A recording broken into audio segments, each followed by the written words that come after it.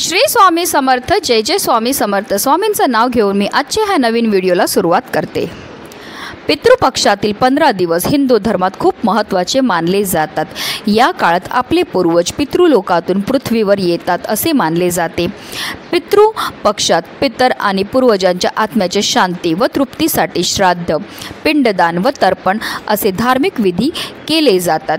धार्मिक मान्यतानुसार पितृपक्ष दरवर्षी भाद्रपद महिन्याच्या शुक्ल पक्षाच्या पौर्णिमेपासून सुरू होतो आणि अश्विन महिन्याच्या कृष्ण पक्षातील अमावास्यापर्यंत असतो। म्हणजेच पितृपक्ष किंवा श्राद्ध सुमारे 15 दिवस चालते। यंदा 17 सप्टेंबर ते 2 ऑक्टोबर या कालावधीत पितृपक्ष किंवा पितृ पंधरवडा आहे। प्रतिपदा ते अमावास्या हा काळ पितृपक्ष म्हणून ओळखला जातो। पितृपक्षात पितरांचे स्मरण केले जाते। पितृपक्षाच्या काळात सर्वसामान्यपणे शुभ कार्य केली जात नाही। श्राद्धातील मंत्रोच्चारामध्ये पितरांना गती देण्याची सूक्ष्म शक्ती समावलेली असते। श्रद्धा या शब्दापासून श्राद्ध हा शब्द निर्माण झाला आहे।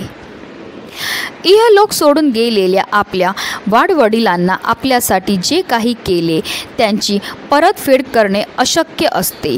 त्यासाठी जे पूर्ण श्रद्धेने केले जाते ते श्राद्ध होय। पूर्वजांमध्ये देवताप्रमाणे वरदान आणि शाप देण्याची क्षमता असते असा उल्लेख गरुड पुराण आणि कठोपनिषद यासारख्या ग्रंथात आढळून येतो। त्यामुळेच पूर्वजांना प्रसन्न ठेवण्यासाठी, कुटुंबातील सुख शांती समृद्धी कायम राहण्यासाठी आपल्याला आवर्जून पितृपक्षामध्ये आपल्या पितरांची पूजा, सेवा आणि त्यांच्या नावाने दान हे करायचं आहे। आणि म्हणूनच आपल्याला या पितृपक्षाच्या 15 दिवसांमध्ये किमान एकदा तरी पिंपळाच्या झाडाला ही एक वस्तू अर्पण करायची। ही वस्तू अर्पण केल्यामुळे आपल्या आयुष्यामध्ये असणारे जेवढे पण विघ्न आहेत, संकट आहेत, दोष आहेत, अडचणी आहेत त्या तर दूर होणारच आहे, पण आपल्या जीवनामध्ये असणारा प्रखरातला प्रखर पितृदोष हा नष्ट होऊन आपले पितृ आपल्यावर प्रसन्न होतील आणि आपल्याला ते सुखी संसाराचा आशीर्वाद देतील आणि त्यांच्या कृपेने आपल्या आयुष्यामध्ये सुख समृद्धी ऐश्वर हे कायम टिकून राहणार आहे। अतिशय प्रभावी असा हा उपाय, ज्याबद्दल सविस्तर आणि महत्त्वाची माहिती मी तुम्हाला या व्हिडिओमध्ये देणार आहे। तर व्हिडिओ पूर्ण पहा आणि जर तुम्ही माझ्या चॅनलवर नवीन असतील तर चॅनलला सबस्क्राईब करा आणि शेजारी बेल आयकन सुद्धा प्रेस करा, जेणेकरून तुम्हाला माझ्या नवनवीन व्हिडिओचं नोटिफिकेशन हे मिळत राहील आणि तुम्ही एक पण व्हिडिओ मिस करणार नाही। पूर्वजांच्या सदोष कर्माची फळं त्यांच्या वंशजांना भोगावी लागतात। यालाच आपण पितृदोष म्हणतो। आपल्या जीवनात अनेक प्रकारचे दोष असतात, त्यापैकी एक म्हणजे पितृदोष। ज्या व्यक्तींचे पूर्वज सुखी नसतात त्यांच्या कुंडलीत हा दोष तयार होतो। दरवर्षी येणाऱ्या पितृपक्षात पितरांचे श्राद्ध न केल्याने, श्राद्धविधीत भाग न घेतल्याने आणि पितरांच्या आत्म्याच्या शांतीसाठी पूजा न केल्याने हा दोष प्रबळ होतो आणि सर्व प्रकारच्या समस्या आपल्या जीवनामध्ये निर्माण होतात। समस्या म्हणजे काय? तर समस्या म्हणजे घरामध्ये वारंवार आजारपण येतं, अचानक पैशाची टंचाई निर्माण होते, आलेला पैसा टिकून राहत नाही, आपली मुलं खूप शिकलेली आहेत पण त्यांना मनासारखी नोकरी मिळत नाही, आपल्या घरामध्ये अचानक भांडणं होतात, कलह होतो, आपल्या मुलांचा विवाह जुळण्यामध्ये समस्या येतात, संतान प्राप्तीमध्ये समस्या येतात। जर तुमच्यासुद्धा आयुष्यामध्ये अशा प्रकारच्या समस्या निर्माण होत असतील तर आवर्जून तुम्हाला ह्या पितृपक्षामध्ये आपल्या पितरांकरता सेवा, दान, धर्म हे करायचं आहे। असं म्हटलं जातं की ह्या पितृपक्षामध्ये आपले पितृ ह्या भूतलावर येतात आणि ते कावळा, कुत्रा, गाय ह्या रूपामध्ये असतात आणि ते आपल्याला पाहत असतात की आपण त्यांच्याकरता कोणत्या सेवा, कोणते दान हे करत आहेत। आणि म्हणूनच या पितृपक्षाच्या काळामध्ये जर तुम्हाला शक्य झालं तर तुम्हाला दररोज पिंपळाच्या झाडाची पूजा आणि सेवा ही करायची आहे। हिंदू धर्मात पिंपळाचे झाड अत्यंत पवित्र मानले जाते। पिंपळाच्या झाडाला ब्रह्मा, विष्णू आणि महेश म्हणजेच त्रिदेव यांचा निवासस्थान असल्याचे म्हटले जाते।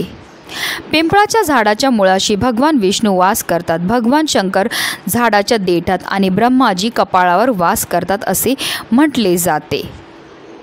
आणि जे भक्त पिंपळाचे झाड लावतात त्याचे रक्षण करतात। यासोबतच श्रद्धेने आणि स्वच्छ मनाने पिंपळाच्या झाडाला स्पर्श करून पूजा केल्याने भक्ताला धन, स्वर्ग आणि मोक्षाची प्राप्ती होते। धार्मिक मान्यतानुसार पिंपळ हे वृक्ष श्रीहरी विष्णूंचे संपूर्ण रूप आहे। या झाडाला श्रेष्ठ देव वृक्ष अशी उपाधी मिळाली आहे। पद्मपुराणानुसार जे भक्त पिंपळाच्या झाडाला नमस्कार करतात आणि त्याची प्रदक्षिणा करतात त्यांना दीर्घायुष्य प्राप्त होतं। तसेच पिंपळाच्या झाडाला जल अर्पण करणाऱ्यांना या जगात केलेल्या सर्व पापांपासून सुद्धा मुक्ती प्राप्त होते। भगवद्गीतेमध्ये भगवान श्रीकृष्ण म्हटले आहेत की पिंपळ झाडामध्ये सर्वश्रेष्ठ आहे। तसेच पिंपळ हे भगवान विष्णूंचे एकमेव रूप आहे आणि भगवान विष्णू असतील तिथे लक्ष्मी असेलच। भगवान श्रीकृष्णाने पिंपळाच्या झाडावर बसून जगाला गीतेचं ज्ञान दिले होते। यापासूनच पिंपळाच्या झाडाचं महत्त्व अधिक। पिंपळाची पूजा केल्याने भगवान विष्णू आणि माता लक्ष्मीचे आशीर्वाद आपल्याला प्राप्त होतात। तसेच पिंपळाच्या झाडाची पूजा केल्याने शनिदोषापासून सुद्धा आपल्याला मुक्तताही मिळत असते। तसेच आपल्या पूर्वजांचा वास सुद्धा पिंपळ वृक्षामध्ये असतो। म्हणूनच पितृपक्षाच्या या काळामध्ये तुम्हाला जर शक्य झालं तर दररोज तुम्हाला पिंपळ वृक्षाची पूजा आणि सेवाही करायची आहे।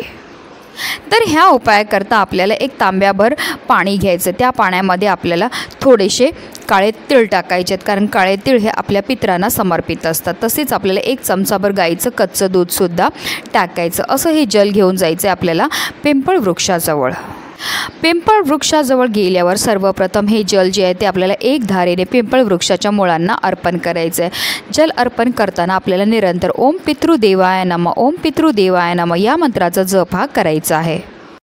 त्यानंतर आपल्याला पिंपळ वृक्षाला 11 प्रदक्षिणा ह्या मारायच्यात। प्रदक्षिणा मारताना आपल्याला निरंतर ओम पितृदेवाय नमः, ओम पितृदेवाय नमः या मंत्राचा जप हा करायचा आहे।